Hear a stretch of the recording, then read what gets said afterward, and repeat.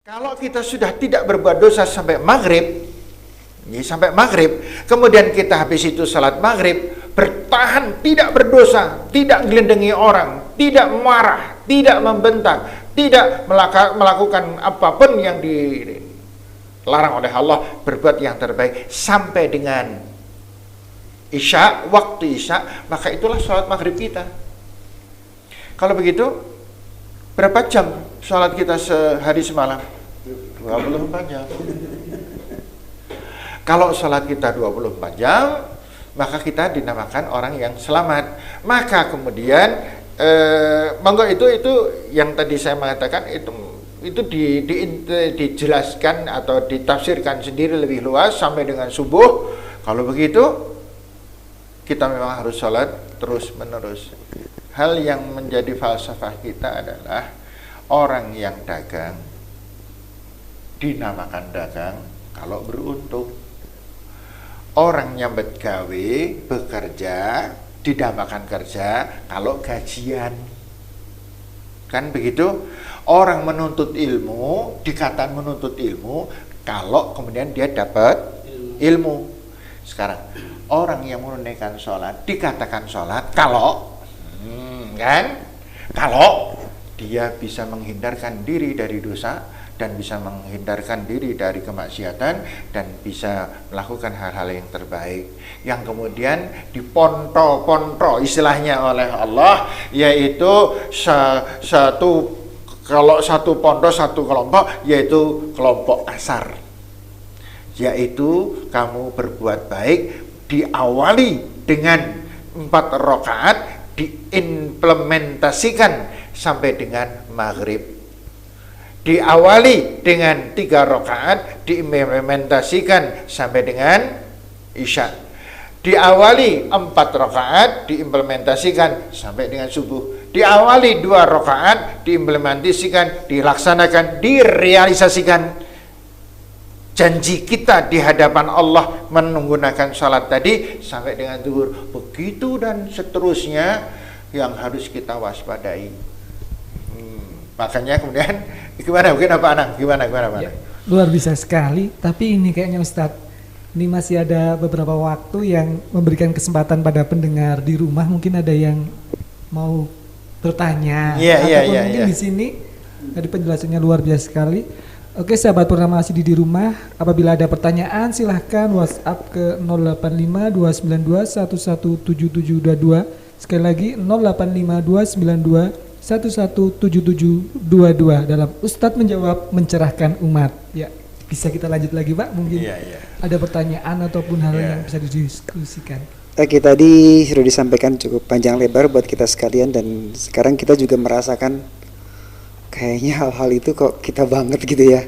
Terus kita juga tahu bahwa sekarang ternyata penjabaran dari surah Al-Ma'un yang tadi alladzina hum an salatihim sahun, salatnya yang asal-asalan itu diantaranya adalah berarti ketika kita selesai salat itu kan baru selesai yang gerakannya yang assalamualaikumnya itu sesungguhnya belum berakhir. Karena ketika kita selesai dari assalamualaikum warahmatullahi wabarakatuh, maka begitu keluar dari masjid saja kita sudah berdoa, dan itu masih ada kaitannya dengan salat juga. Begitu kita ketemu dengan teman, menjadi ucapannya assalamualaikum warahmatullahi wabarakatuh, dan ketika assalamualaikum pun tidak ada kesempatan kita buat ngerasani ya, buat membenci, buat mangkal dan seterusnya. Jadi kayaknya harus gitu. Kalau enggak begitu berat juga kita lah. Betul, berarti yang dikatakan bahwa sholat itu akan menghapuskan dosa, ya nyambung bener itu. Makanya betul. Kalau nggak seperti itu kita nggak nyambung sholat kita. Nah, Ustadz, kami semua diajarin juga ya.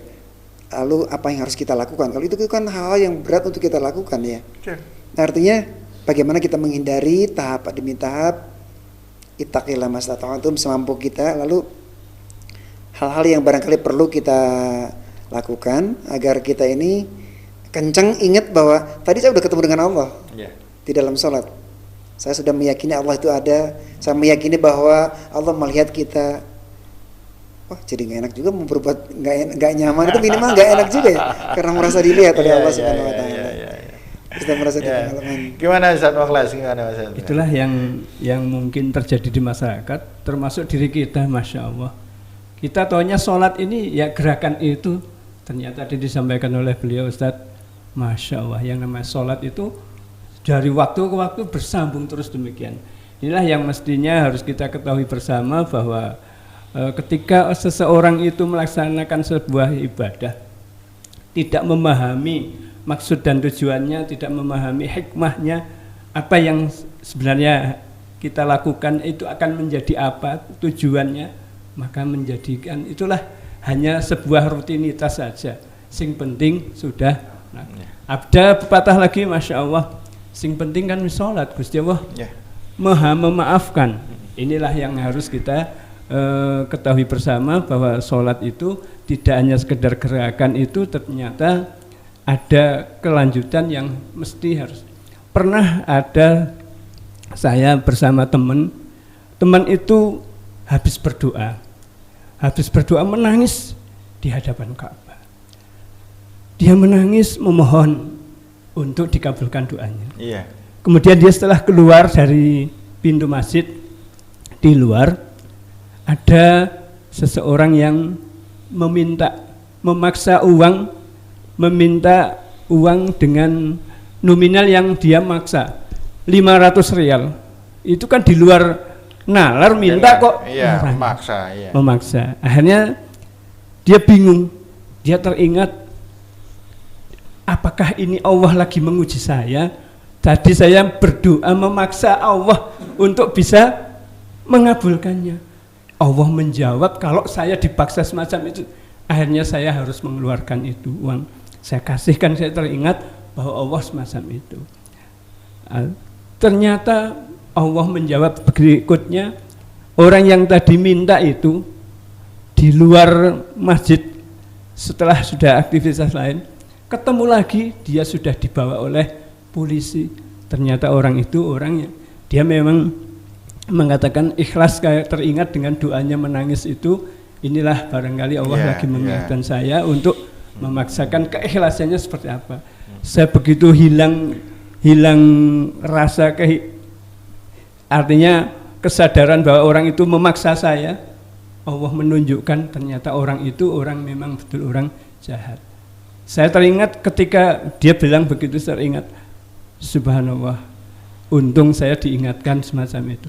Saya teringat kalau saya lagi nggak teringat berdoa itu, orang itu begitu lihat mungkin saya pukuli, tapi saya teringat saya tadi habis berdoa semacam itu sehingga saya bisa teredam. Inilah barangkali ada gambaran semacam itu. Sholat itu adalah ibarat kita selalu dekat kepada Allah Subhanahu wa taala. Iya, betul. Satu hikmah yang luar biasa itu Ustaz Mukhlas. Sebab semuanya berasal dari sebab akibat. Dan sholat pun adalah pemicu sebab akibat itu sendiri. Sumber sebab akibat justru berasal dari sholat. Ketika Rasulullah SAW mengatakan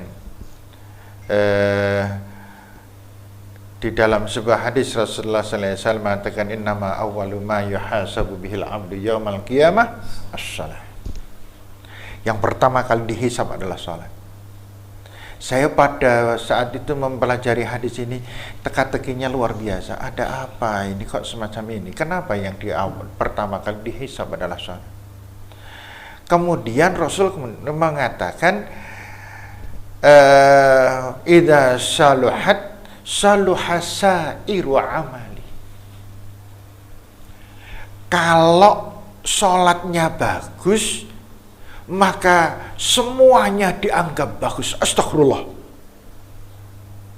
Kalau begitu, kuncinya berada di sholat. Lah, sholat yang bagus itu yang macam apa? Inilah yang harus kita kejar untuk kita pelajari. Ya. Makanya insya Allah ini waktunya sudah tidak memungkinkan. Dan nanti pendengar jangan kelamaan, nanti pendengar pada bosan dengan kita.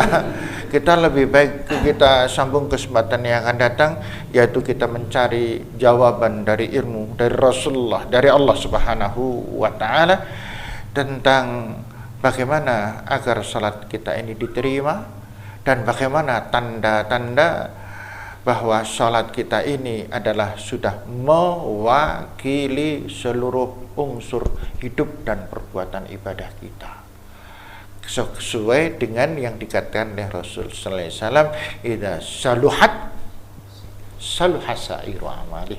Kalau salatnya bagus, semuanya dianggap bagus. Nah, salat yang bagus yang macam apa? Salat yang dimaksud oleh Rasul ini salat yang macam apa? Kita telusuri, kita kejar, dan akhirnya insya Allah kita mendapatkan pelajaran ini, dan kita semakin mampu menundukkan diri di hadapan Allah Subhanahu wa Ta'ala. Demikian Ustaz Danang.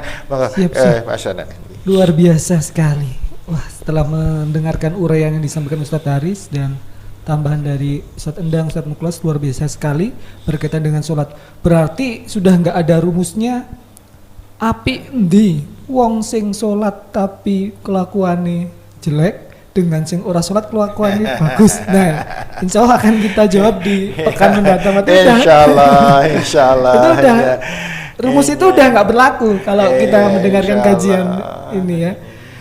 Insya Allah, alhamdulillah pendengar Purnama masih di rumah dan sahabat dimanapun berada, kita di penghujung acara pada Ustadz menjawab mencerahkan umat ini. Mungkin sebelum saya tutup, ada yang mau disampaikan dulu sebagai closing statement dari Ustadz Endang atau Ustadz Haris atau Ustadz Muklas. Monggo silakan. Jazakumullah pendengar Radio Purnama Masjid dimanapun berada.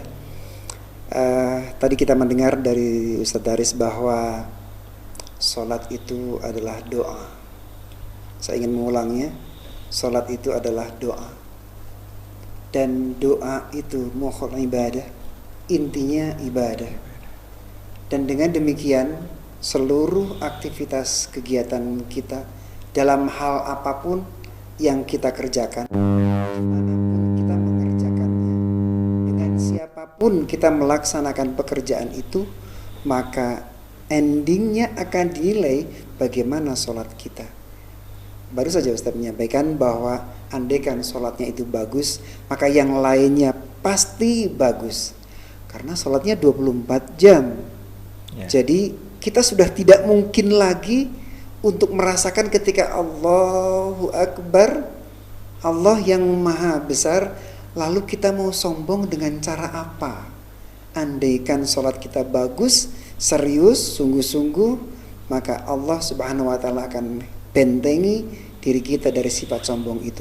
Semoga Allah Subhanahu wa Ta'ala jadikan kita semua sebagai hamba-hamba Allah yang pandai bersyukur, yang mampu menjalankan ibadah sholat dengan sebaik-baiknya. Demikian Endang untuk sementara dari saya. Siap, jazakumullah Ustadz Endang. Mungkin Pak Aris akan memberikan closing statementnya. Ya, saya hanya ingin mengatakan bahwa tidak ada perbuatan kecuali pasti doa. Kalau saya berbuat baik pada Pak Endang misalnya, maka bukan sekedar saya ingin Pak Endang senang, tetapi karena saya sedang berdoa semoga Allah meridhai saya. Seorang pengemis datang pada saya dan saya kasih bismillah, ya Allah berkahilah hamba. Seorang istri saya mengatakan atau meminta tolong atau apa, kemudian saya melakukan, dan saya harus selalu membatin, doa Allah jadikan ini ibadah hamba, ridhai hamba. Ketika saya datang ke orang yang sedang sakit, maka saya harus membunyi batin, ya Allah berikanlah pertolonganmu pada hamba, ya Allah semoga orang yang sakit tadi disembuhkan. Demi Allah, para pemirsa sekalian, hanya perbuatan-perbuatan baik yang bersifat doa mengharap dari Allah sajalah yang diterima oleh Allah Subhanahu wa Ta'ala. Begitu Pak. Terima kasih. Jazakumullah. Mungkin yang terakhir, mungkin ada yang mau disampaikan Pak Muklas. Alhamdulillah, puji syukur kepada Allah SWT. Jadi pencerahan beliau, Ustaz Haris semuanya mengingatkan pada diri saya sendiri bahwa ternyata sholat kita masih terbatas. Sholat kita hanya sebagai rutinitas. Maka mari kita bersama-sama bahwa sholat itu ternyata tidak hanya sekedar 5 menit atau 2 menit, tapi 24 jam. Sebab itu mari kita senantiasa untuk belajar dan belajar mengetahui sholat itu adalah sholat sebagaimana sholat yang beliau sampaikan tadi. Maka kuncinya ketika orang itu akan ingin selamat, maka bagaimana sholat itu. Demikian yang bisa tambahan dari saya. Baik, terima kasih sahabat Purnamasi di rumah dan pendengar dimanapun berada. Tiba di penghujung acara pada kesempatan kali ini. Ternyata sholat memang istimewa, bahkan perintah sholat pun istimewa, karena Nabi Muhammad SAW langsung dipanggil oleh Allah ke Sidratil Muntaha. Pendengar di rumah, kita akhiri pada kesempatan kali ini. Tapi apabila ada pendengar yang ingin mengajukan pertanyaan, bisa WhatsApp di 085-292-117722, 085-292-117722. Saya Nanang Rosid undur diri, pamit pada acara Ustadz Menjawab Mencerahkan Umat. Marilah kita tutup dengan doa kafaratul majlis. Bismillahirrahmanirrahim. Subhanakallahumma wa bihamdika asyhadu an la ilaha illa anta astaghfiruka wa atubu ilaik. Wassalamualaikum warahmatullahi wabarakatuh. Waalaikumsalam warahmatullahi wabarakatuh.